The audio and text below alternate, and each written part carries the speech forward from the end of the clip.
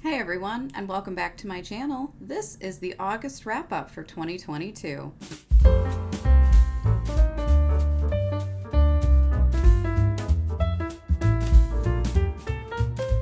This month I read 6 books. 2 will magically appear over here.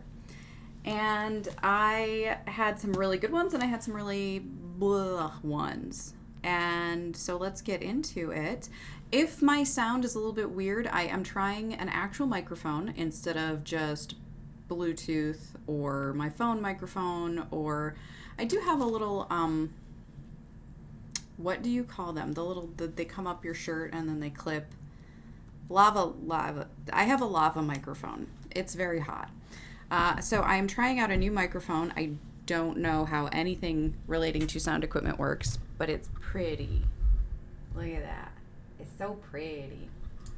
And I have it set, I think, so that only sound coming forward works. So I don't know what this sounds like. Anyway. And this isn't just for my YouTube videos, but I did want to get a professional microphone just to get some better sound quality for my videos. But this is to try a new venture that I'm not ready to talk about because I'm afraid of failure. And if I talk about it and then I fail, then I'll feel even worse. Let's just get into the books for August, this video. Hope you don't mind my hair. It's poofy. I am still trying to figure out how to work with short/curly hair where it's just chunks. It's not like it's a cool beach wave. It's just straight curly. Straight. Anyway.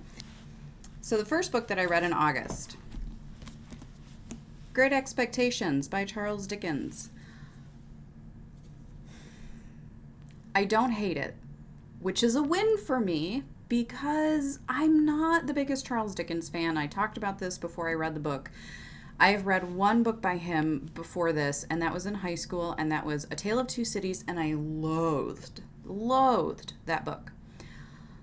I probably owe it a reread because high school me is different than adult me. Sort of, sometimes. So I decided I wanted to do Charles Dickens because of Emmy and Carolyn Mary Reed's videos where they are doing the great debate between Tolstoy and Dickens. Tolstoy is better. But they both really, really loved this book from Dickens. So I thought, okay, let's try to start with a winner. And I'm glad that I started here because some of their other videos where they're covering some of his earlier works, they're less impressed. And their critiques of it, to me, feel like what I went through with A Tale of Two Cities. Now, I know that Dickens considered A Tale of Two Cities one of his maybe best novel. Not his favorite per se, but he thought it was one of his best works. So I don't know if Dickens and I are friends, but I did enjoy this book. You can see I do have a few passages tabbed. My favorite characters were the low-born, working-class people who were just genuine, kind, sweet people. Our main character, Pip, is born very poor. His parents have already died, so he's an orphan, and his much older sister had to take him in and raise him. And if you've watched any of my vlogs where I read this book, I did not like his sister at all. She was very bitter at everything in her life, and she took it out on her little brother. And I didn't like that. But I don't think I was, you're not meant to like her per se. And I think, cat hair, sorry. I think what he's doing with her character is he's showing somebody from the lower class of society who, because of their conditions, is bitter and broken and angry. But her husband, from those same conditions, just is grateful for what he has. He's grateful for his family. He loves his wife, despite her being just unlikable, in my opinion. He loves his little stepbrother, or not, his little brother-in-law, which is so weird because the age difference is quite significant between them. And then Pip goes on to somehow inherit or be the benefactor of a ton of money. And his benefactor is a mystery. And I can't really say anything without spoiling it. So I've tried to figure out how to word this. I guessed his benefactor correctly when I met the character. Let's just say that. And I hope that doesn't spoil anything. I don't think it could. But part of the whole thing is he's not allowed to ask who his benefactor is. He's not allowed to ask any questions. He just has to, A, keep his name Pip forever, which is just a nickname because when he was a little kid, he couldn't say his real name. He can never ask about who his benefactor is, and then he can get his money at a certain age. And as he goes into society, as he grows up, and he's a teenager, he is quickly, very quickly, plagued by his upbringing. He doesn't want to go back and visit. He doesn't want to go back to his town at all. He doesn't want to see his family because they're now suddenly beneath him, and he's ashamed of having come from there, and he's ashamed of them. That really bothered me. It made my skin crawl. And the whole book, I kept going back and forth. Am I going to like Pip or not? Because he's very much discovering who he is and who he could be versus who he might have been if it hadn't been for the money.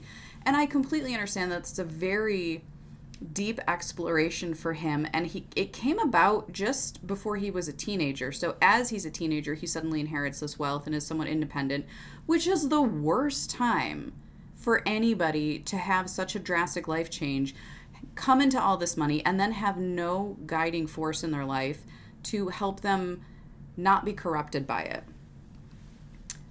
But he does an okay job in the end. He does see the value and the virtues of like his older brother and some of the undesirable qualities of those who have wealth and have generational wealth. So, I mean, it's clearly a commentary by Dickens on the power of money, the power of corruption, but the power of money in and of itself isn't a bad thing. It's what people turn into when they have it, or what good they can do when they have it. And, you know, as Pip is growing up and is getting into his older teenage years, he does kind of shake himself back into his senses. And in the end, I did enjoy it. In the end, I did like Pip. And in the end, I was happy with the ending. I may, if it had been me, I may have tweaked it just a little bit.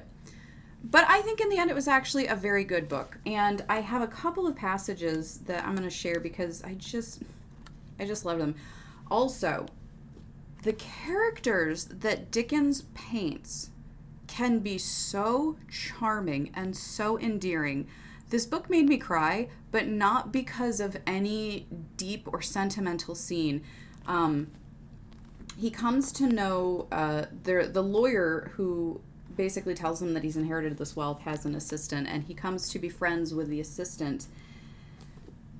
And the assistant is just the sweetest. He has built of his own home his little mini castle where lives the aged one, aka his dad, who I picture to be like a 90-something man. He's totally, almost completely deaf. He communicates by yelling what he's trying to communicate, and then he receives information through smiles and nods. I'm just, oh my god, it's so cute. So on Sunday morning, Pip comes over. He's invited over for tea and toast. And I cried because it just reminded me of how I used to go to my grandfather's house, and it would be just the two of us a lot of times. And he would have store-bought cookies and instant coffee, and we would sit around and sip this really bitter coffee and have these overly sweet cookies, and it balanced out. And we would just sit in silence and just enjoy each other's presence, or we would talk and he would tell me stories from his youth. And when I hit that part in the book, it's just all these memories came flooding back, and I started crying like a baby.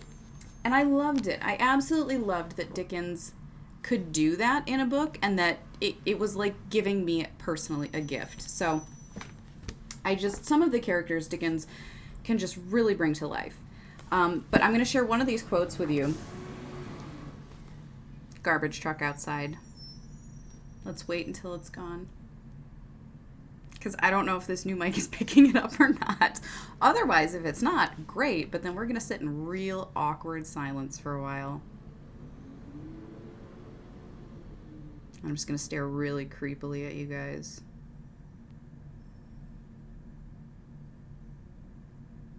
Okay, I think it's gone. Okay, so the quote is, "All other swindlers upon earth are nothing to the self-swindlers, and with such pretenses did I cheat myself." Really, Dickens? Really? You're going to make me fall in love with you because of this?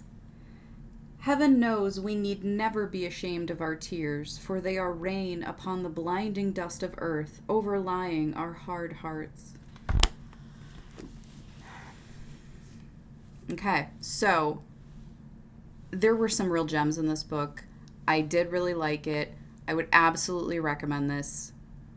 If you've not read Dickens, or if you really don't think you like Dickens, do read this book. You might have a little bit more of a perspective. Again, I'm not in love with him. I still think Tolstoy is the superior writer, but that is based on War and Peace and The Death of Ivan Ilyich and a couple other short stories. So I really haven't read Tolstoy extensively, and I have not read Dickens extensively. But if you can beat War and Peace, then you deserve a crown. And Dickens, I don't think, has that. But I still think this is a very good book. I'm gonna say 3.5 stars, maybe 3.75. I don't think it was a 4-star for me. But that's just me personally. There are a lot of people out there who are gonna give this 5 stars, and absolutely I'm happy for them that they love this book so much. And I can see why they loved it so much. It's just not exactly my bag. But yeah, Great Expectations, Charles Dickens. All right. The next book that I read was Osamu Dazai's No Longer Human.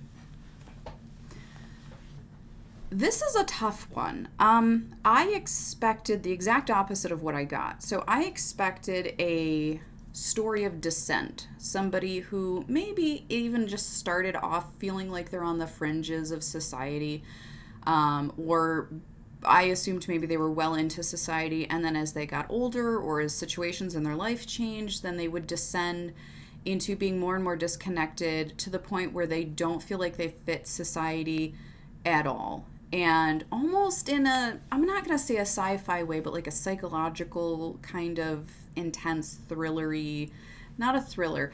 I don't know how to explain what I was expecting. But this was not that. So it starts out with this character, his first conscious thoughts and memories are feeling like he doesn't belong, feeling like he doesn't understand human society and humans on an individual scale. He has siblings, he has parents, but he doesn't understand their motivations. He doesn't understand the little white lies that people tell and the flowery speech that they use instead of just coming out and saying exactly what they mean, dancing around the subject, their emotional outbursts and reactions to things that he doesn't understand why you would have an emotional reaction to that. And he does mention that he feels not very intense emotions. He doesn't really understand emotions very well, but he's not a robot by any means. And it's his book that as he goes from childhood into adulthood, how he just always feels like an outsider looking in. And it's hard. It was hard for me to relate to, because I would describe myself, and I think others would describe me, as extremely empathetic. And so, unlike this character who couldn't understand other people's feelings, I absorb people's feelings into myself, and I feel what people are feeling. So this was very, very strange for me to explore what it's like to be the complete opposite of who I am. And in that way, it was excellent. It was very well done. It tells the story of his life while weaving in this theme. So you're never just getting an info dump, and it's never just, the ramblings of his mind that don't have anything connected to ground you. But I thought it was going to be a lot more unsettling than it was. I did have a couple of things that I have noted, though, that did hit me pretty hard. I really, really liked these. So the first one was How I was cursed by the unhappy peculiarity that the more I feared people, the more I was liked.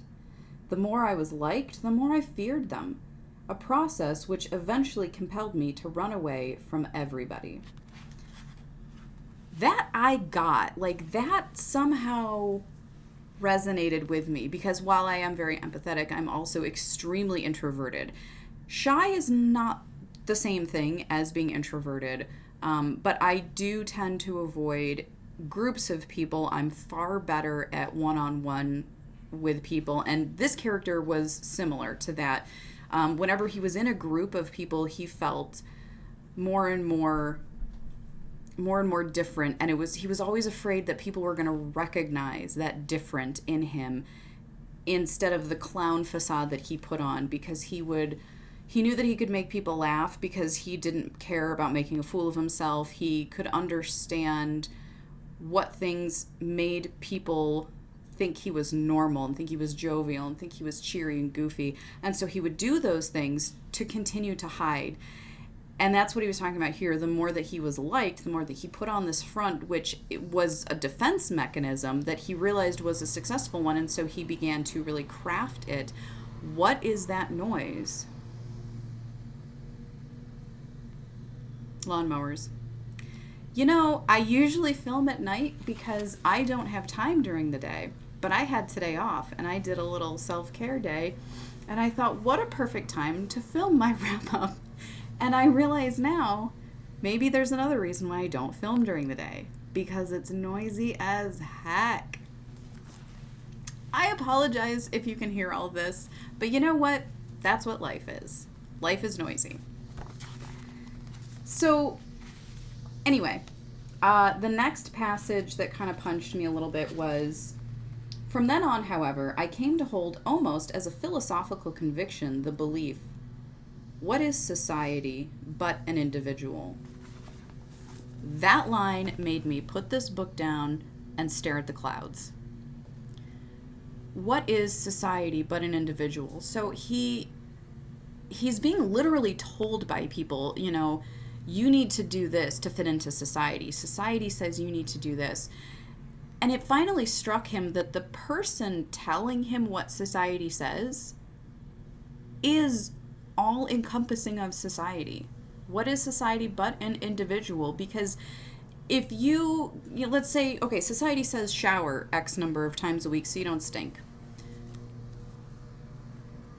The person telling you, hey, you stink, I don't want to be near you, is the representative of society. And if you were instead within society, you're walking down a street in New York City and there's thousands of people, not one of them is even going to take notice of you, much less teach you or expound to you what society thinks. Because society isn't necessarily, in most everyday situations in your life, society isn't the collective of society, of your locality, your state, your country, your continent, the human race. Society is going to be the individuals that you interact with. And there was just something mind-bending about that, like I said, I stared at the clouds for a while and I was like, what is society but an individual? So I would give this book, again, my scale of rating is based on how much I enjoyed it. I didn't enjoy this book, but it gave me a lot to think about. So I don't want to give it a 4-star, but again, kind of like Great Expectations, I'm going to give it 3.75, I think, because it really made me think. It really gave me another perspective.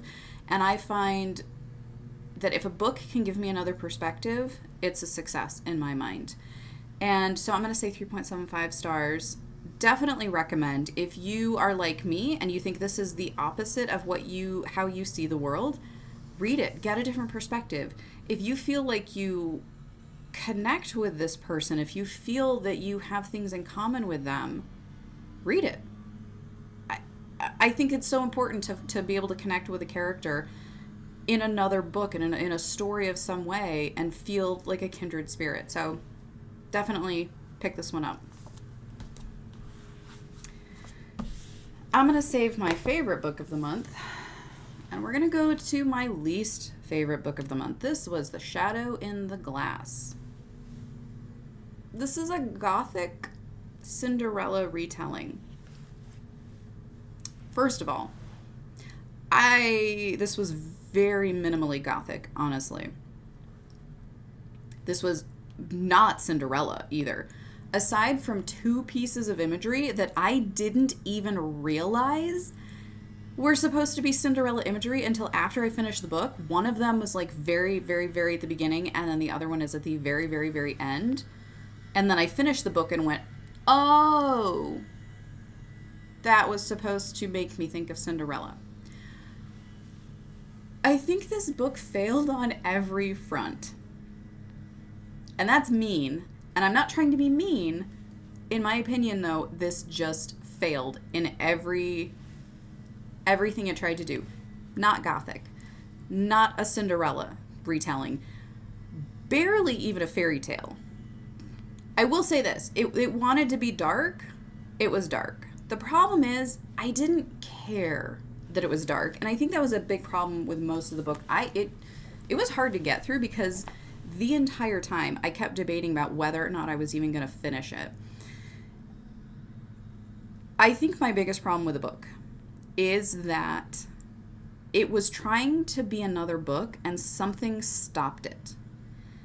There was a sub-story going on here. There were breadcrumbs being laid out. There were little flashes of a past that you were waiting to have those threads connected and make a story and give a background that would have made you invested in the main character, Ella.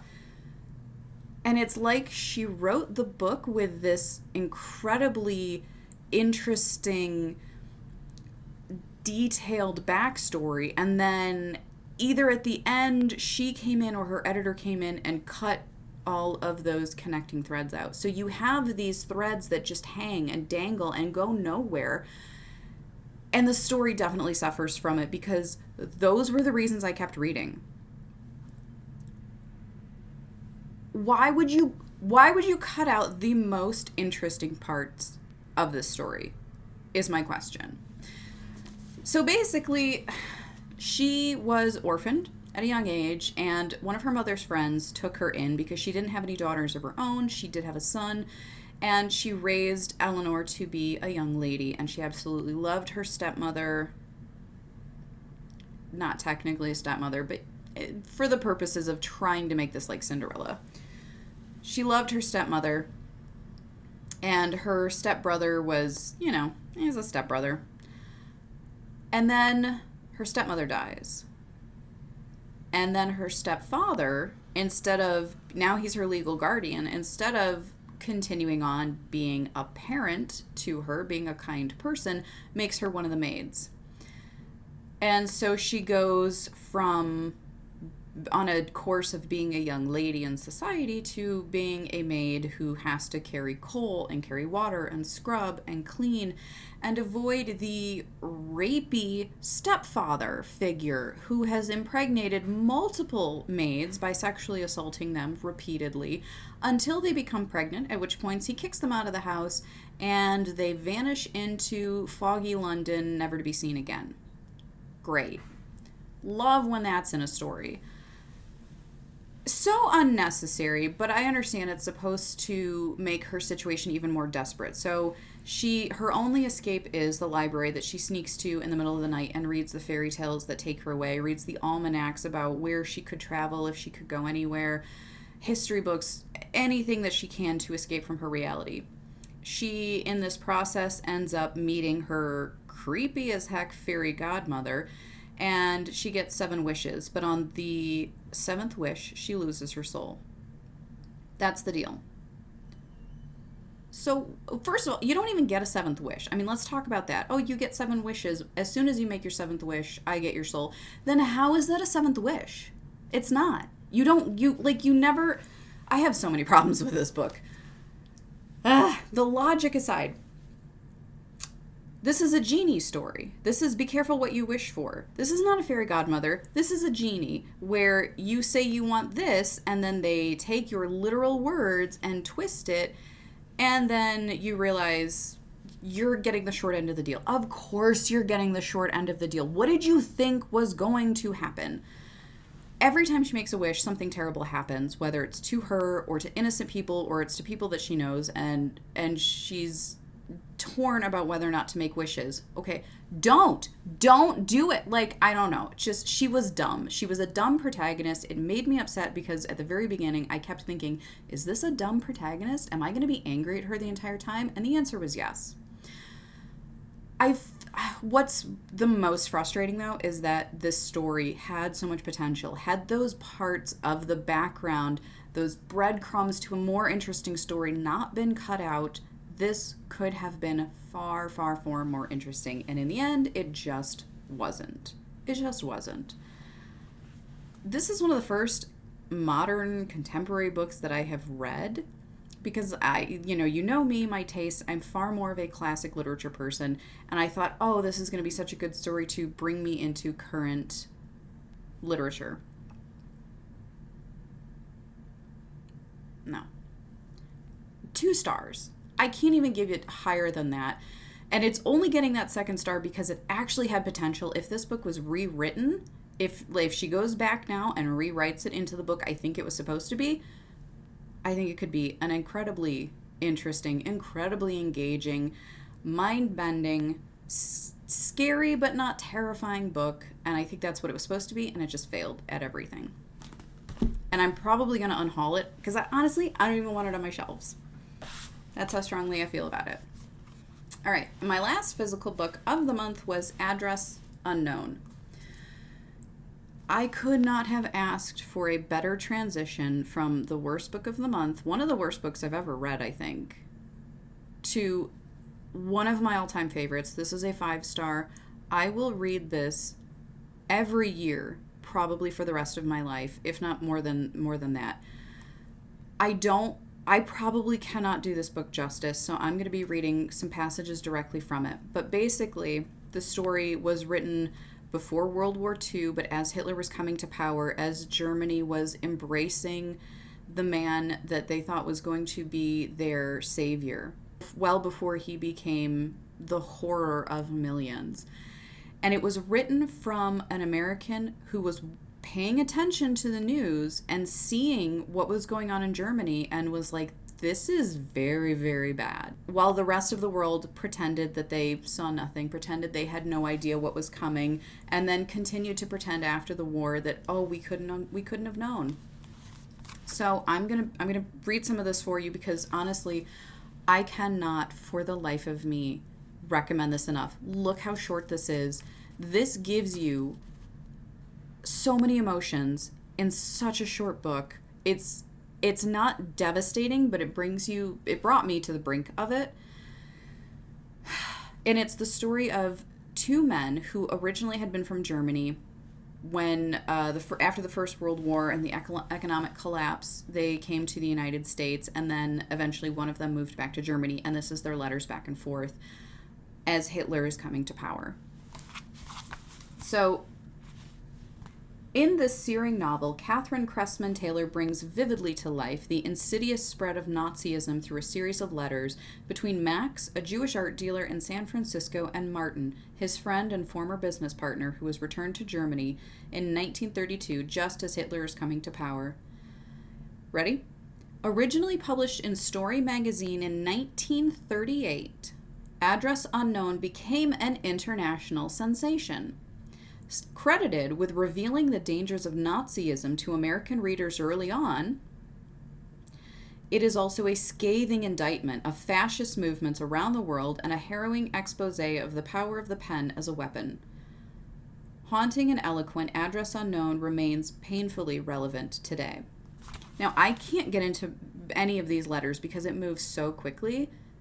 Pretty much anything I say is going to be a spoiler, but I will say I never, ever, ever read the introductions or the forewords to books. Not before I read the book. I read the introduction first. I'm so glad I did. And the introduction made me start crying. and I'm gonna read it to you now. So this is written from Margaret Livesey, Livesey. When I was growing up in Scotland, World War II still cast a long shadow. Sugar rationing did not end until 1953. Meat rationing until 1954. And I'm going to skip ahead. My adoptive mother, who grew up in London during the 1930s, told me that everyone knew about the anti-Semitism in Germany. After Kristallnacht, the Kindertransport brought nearly 10,000 Jewish children to London. But she didn't learn about the concentration camps until after the war had ended. Her impression was that the adults around her knew nothing about them either. Then she talks about how books like 1984, The Handmaid's Tale, The Trial, and Ellison's Invisible Man, which is a book I absolutely want to read soon, had an impact, and how they basically cover a lot of the same topics that Catherine Cressman Taylor's book here talks about.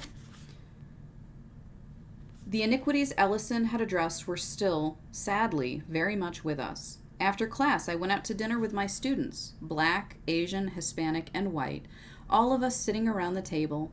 Despite what I'd written on the board, I found myself thinking how fortunate we were to live in a time and place where we could work and talk as equals. Only later did I learn that afterward, walking home, my Black students carefully crossed the road to avoid the crowds of white people spilling out of the bars. As it did for many others,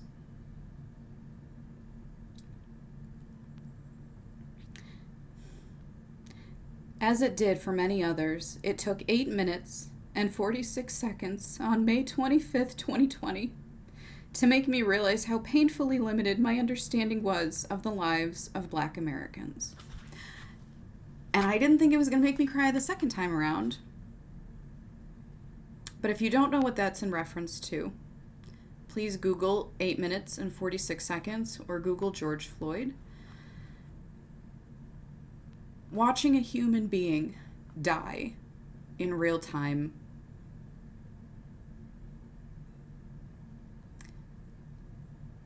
it's traumatizing to people who are so far removed that they would never likely even see this themselves if it weren't for the explosion of social media and the sharing of information.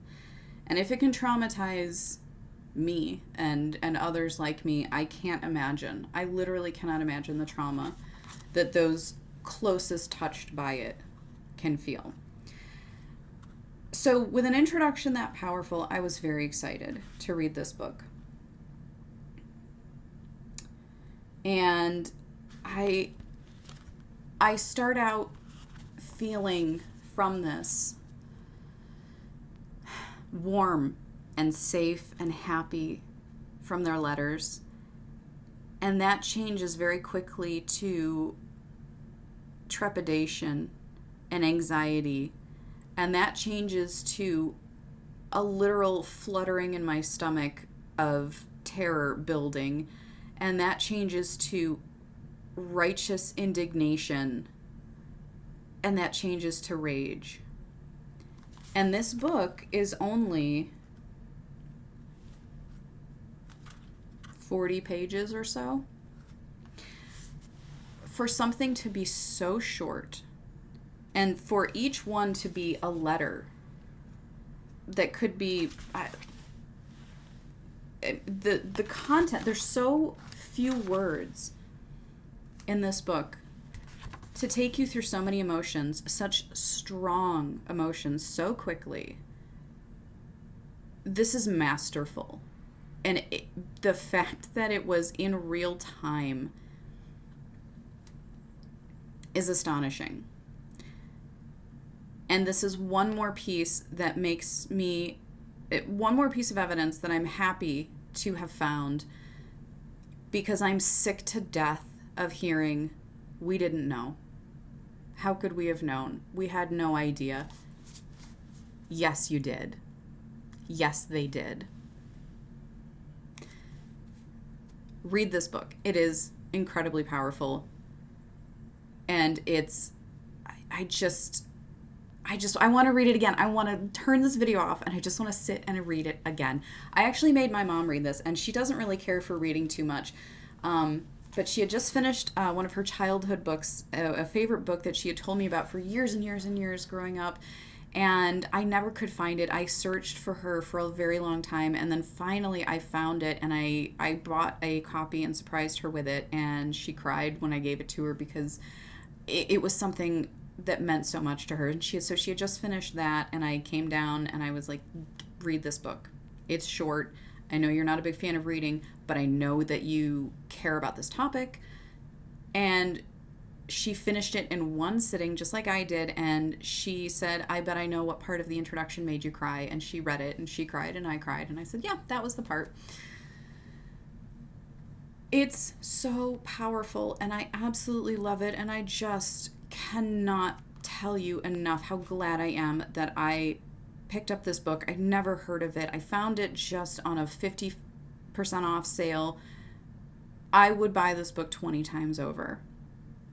The other piece of, I'm going to tell you, if you read this book, please pay attention to the dates of the letters. The dates are just as much a part of the story as the letters themselves, because you'll notice the time it takes from a letter being written to the next letter in response.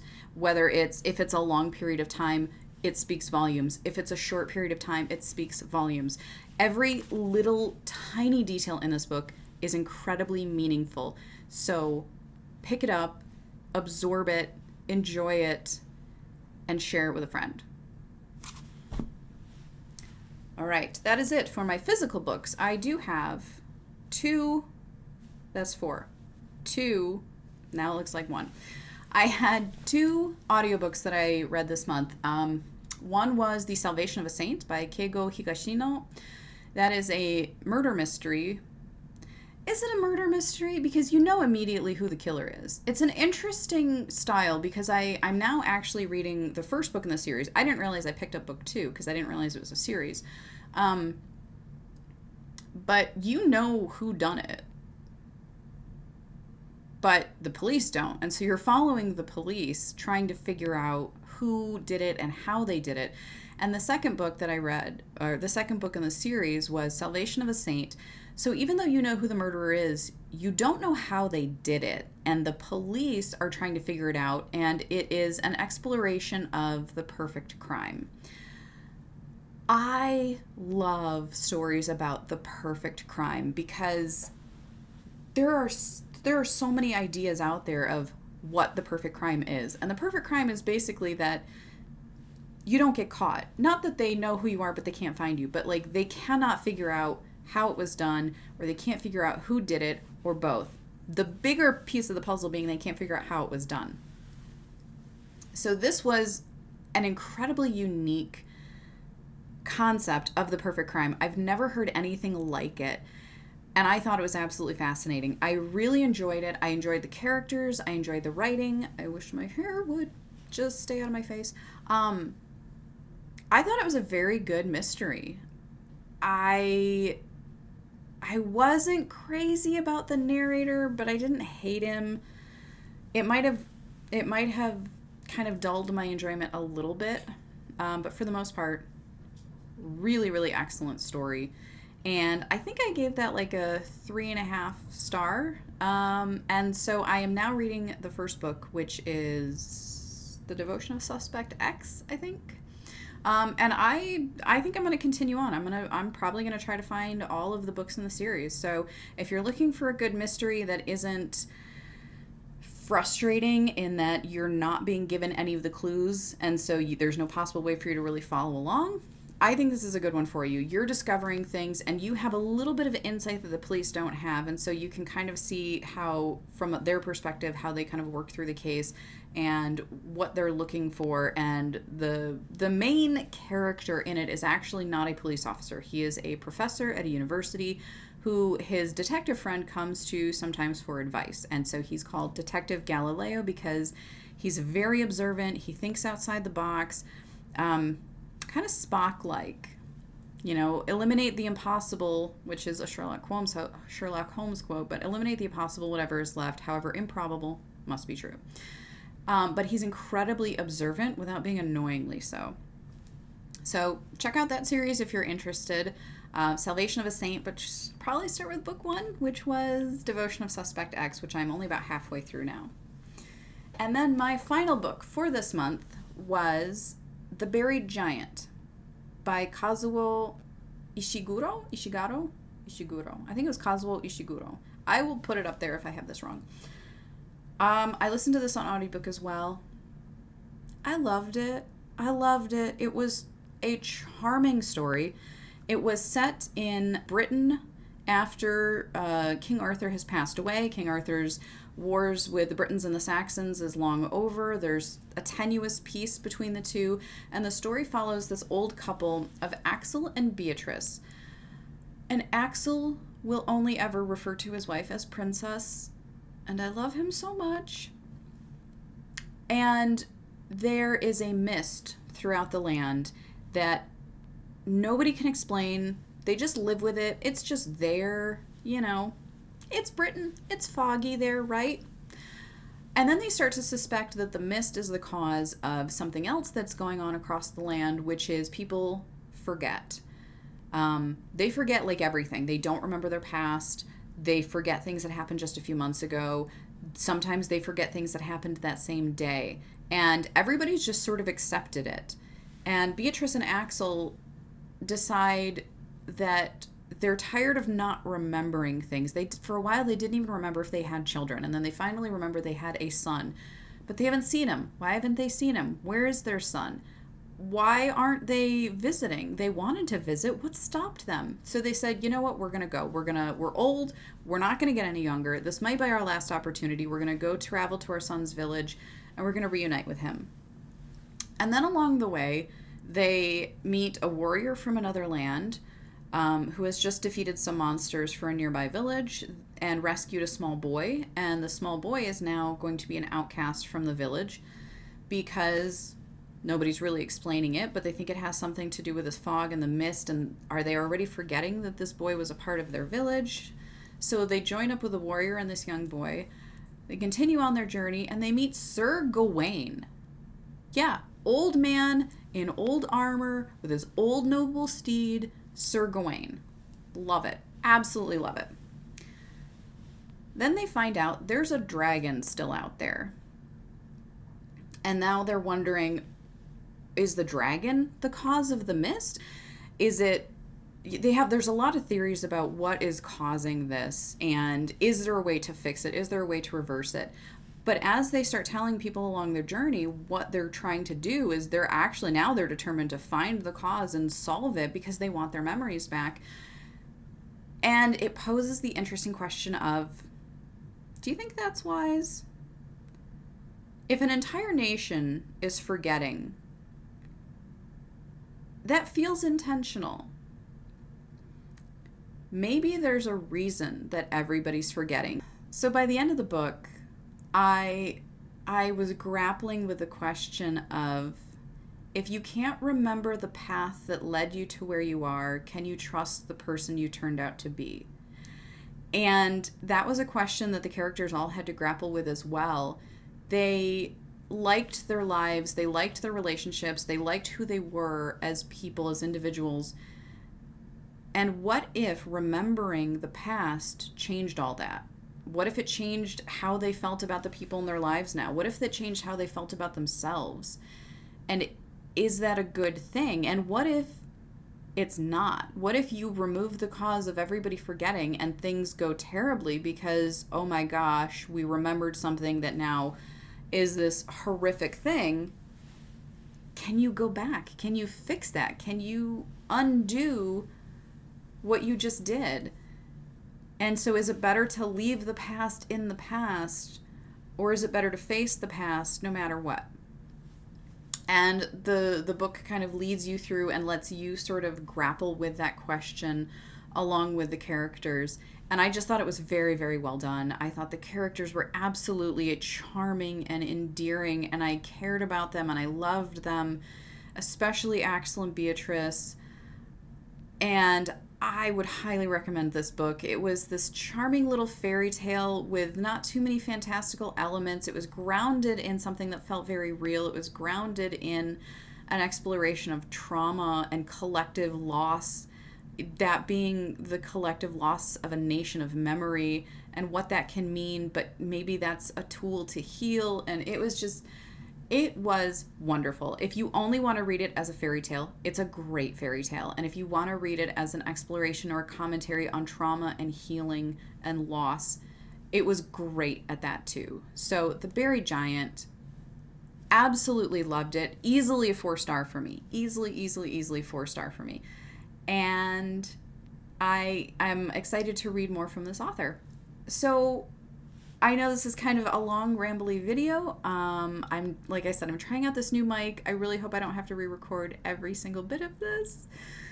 But thank you so much for joining me. Thank you for listening to me ramble about my books this month. And I will be seeing you very soon, my next vlog. It seems like my schedule is I'm able to upload videos pretty much every Wednesday.